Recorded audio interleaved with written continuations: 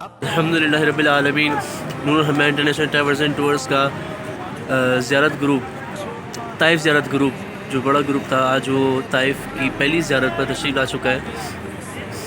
ये यहाँ कबूतर को दाना डालने वाली जगह है और इसके अलावा भी हज़रत अब्दुल्ला बिन अब्बास रज़ियल्लाहु अन्हु के मज़ार मुबारक की भी ज़ियारत करेंगे। ये हज़रत अब्दुल्ला बिन अब्बास रज़ियल्लाहु तआला अन्हु का मज़ार मुबारक है।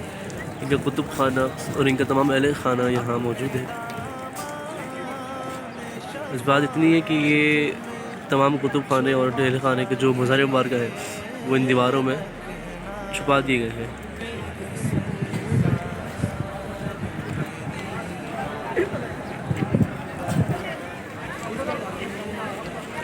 और यहाँ हमारे गाइड इनको गाइड करते हुए